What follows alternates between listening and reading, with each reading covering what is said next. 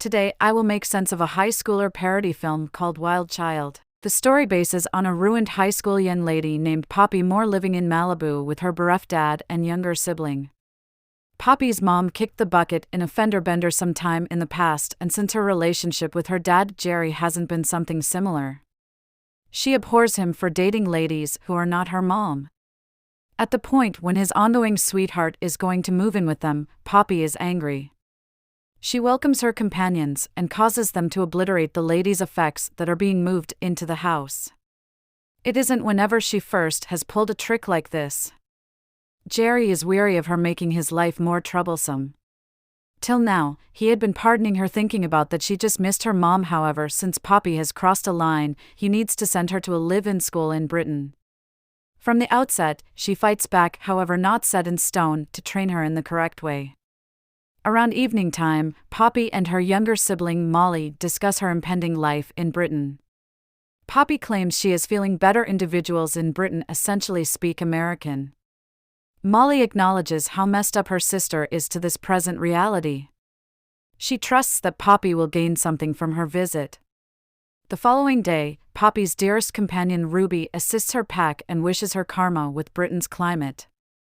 She additionally vows to deal with Poppy's beau Roddy when she is away. In the accompanying scene, Jerry and Poppy show up at the live-in school in the field in Britain. They are invited by the school's headmistress Mrs. Kingsley, who vows to train Poppy right away. Any remaining understudies are staggered to see her in her beyond preposterous planner outfit.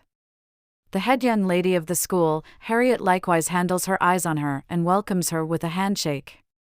She is an egocentric and pleased understudy who thinks she runs the school.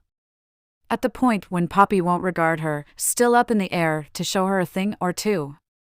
Poppy at last says goodbye to her dad and strolls inside the school. She before long figures out that she needs to impart a room to 4 different young ladies, Kate, Josie, Kiki, and Drippy. She obtusely requests that they get out on the grounds that she needs to be let be. Nevertheless, the young ladies just snicker at her. Then, at that point, she is informed that the young ladies are simply permitted to utilize their telephones toward the end of the week, yet Poppy won't do as such. Sometime later, the lodgings lady comes to hold onto their telephones for the week. At the point when Poppy converses with her mockingly, she, alongside different young ladies, get confinement as discipline. Poppy takes a stab at utilizing her prior ways by paying off the lady, however, it just causes her problems. On her most memorable day of school, she adjusts the school uniform to accommodate her taste. She wears high heels, a tight skirt, and a trimmed overcoat, in contrast to different young ladies. Her flatmates caution her that it could cause her problems, however Poppy, as usual, couldn't care less. Then, she is told about the school's official group whose pioneer is the head young lady, Harriet. She has eyes only for the school's most famous lone wolf and the headmistress' child named Freddie. One of the significant guidelines in the school is that no young lady is permitted to hobnob with any boys, especially Freddie. The headmistress is rigorously against her child dating anybody. Around evening time before sleep time, the young ladies ask Poppy the number of folks she that has laid down with. On hearing the extensive rundown, they are stunned on the grounds that they have been in the all young ladies' lodging since they were kids and have no involvement in young men at all. Afterward, the lady presents to Poppy a legitimate arrangement of outfits to wear from the following day. Poppy gasps at her and professes to fall asleep. Yet, just after Lady leaves, she goes to the PC space to email her dearest companion Ruby about everything occurring in her life. While she is busy, she sees somebody strolling outside the room. On checking, she finds Drippy in the cooler having a late-night nibble. Just then, a fire drill happens and Poppy is caught in the lobbies. To not get found out, she hops on the rooftop and enters a washroom. The washroom ends up being Freddie's, who tells her the exit plan and vows to stay quiet about her visit. The next day, Poppy is taken into the school's lacrosse crew. The diva in her is shocked at young ladies going around canvassed in sweat. However, when the head young lady Harriet moves her to a one-on-one match, she acknowledges it. They send off at one another, yet rather than stirring things up around town, they begin to fistfight. Harriet stops just when Freddie's vehicle cruises by. She is stricken by him and thus is stunned when he welcomes Poppy a good day. After he drives off, Poppy ridicules her for being enamored with him. Harriet hurries to her apartment, which comprises of a few pictures of Freddie, demonstrating her fixation on him. She overreacts about how he realized Poppy's name yet reaches the resolution that he was simply attempting to conceal his affection for her by conversing with an irregular young lady. Some time later, Poppy is called by the headmistress, who is frustrated at her for stirring something up. She realizes that Poppy is certainly not a terrible individual and expectations that she will improve in school from here on out. Poppy is flabbergasted by the headmistress' assumptions. Interestingly, after her mom's passing, somebody has shown confidence in her. Soon thereafter, Harriet is in her room when she sees Poppy sitting right beneath the window. She makes her flunky dump a can of water on her and imagines as she didn't realize somebody was first floor. Poppy needs to hurry to her room, shuddering. She misses her companions from back home and is feeling achy to go home. One of her flatmates named Kate sees this and offers Poppy a jumper for her virus. Poppy feels comfortable with Kate and enlightens her concerning her mom's passing that happened a long time back. The two discussion about their past and structure a bond that Poppy had never figured she would make with somebody from the school. Kate likewise gives her a mystery telephone so she can call her companions in America. Poppy calls Ruby, who ends up being laying down with Poppy's sweetheart Roddy. They counterfeit being worried for herself and end the call. Just later, Ruby ridicules Poppy's appearance and keeps making out with her beau. That evening, Poppy's flatmates choose to assist her with getting ousted from school, which is the main way she can return to America. Since she so frantically needs to return home, they feel thoughtful and need to help. Poppy is overpowered by the adoration they show to her despite the fact that she has been only discourteous. Beginning the following day, they play a plenty of tricks, passing on the pool's water red, trick-calling Harriet, and spreading tales about their educators making out in the school. For the final remaining one, Poppy causes problems. She is called to the headmistress' office, however, is given up after a basic advance notice. The young ladies register that the headmistress is letting Poppy free on the grounds that she is Jerry's girl. Thus, they should accomplish something strange to cause her problems. At the point when they are in the shower one day, they come up with something splendid. One thing the headmistress abhors is her child drawing near to any young ladies from the school. This implies assuming Poppy made out with him, she will undoubtedly be ousted. The following day is the themed dance party where individuals from the kids' school will likewise come. Albeit the party is Pride and Prejudice themed, Poppy and her gathering choose to accomplish a bonus. They go to the town to look for the eagerly awaited day and have loads of tomfoolery. Poppy additionally changes her hair tone to brunette, which makes her very closely resemble her mom. They subtly take alcohol from a shop, intending to get squandered at the party. The next night, everything is working out in a good way. The understudies are appropriately dressed, particularly Harriet, who is dressed as Elizabeth. She exhausts Freddie by conversing with him in lines from the book. The party is interfered with by Poppy and her gathering making a fantastic entry in their short current dresses. Harriet is sickened, however the equivalent can't be said for Freddie. He is by all accounts drawn to Poppy.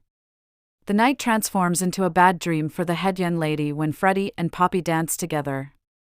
She rapidly changes the melody to a cheery one so individuals would move independently. Her arrangement works, however at that point, Poppy moves alone and gets everyone's attention. Afterward, she and Freddie come outside for some alone time. Harriet sends her cronies to watch out for them. As the two talk, Poppy acknowledges Freddie is a very fascinating man who really thinks often about individuals. He inclines in to kiss her, however the flunkies hinder them. The young ladies choose not to tell Harriet on the grounds that she will make their life hopeless attempting to isolate Freddie and Poppy.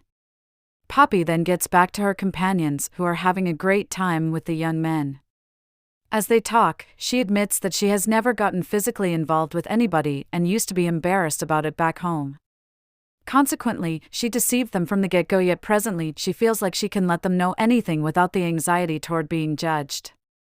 She additionally uncovers that she could really like Freddie, not only with the end goal of the trick. The following day, Poppy is welcomed to play lacrosse after Drippy becomes ill. She finds her ability for the game and the group wins interestingly in light of her.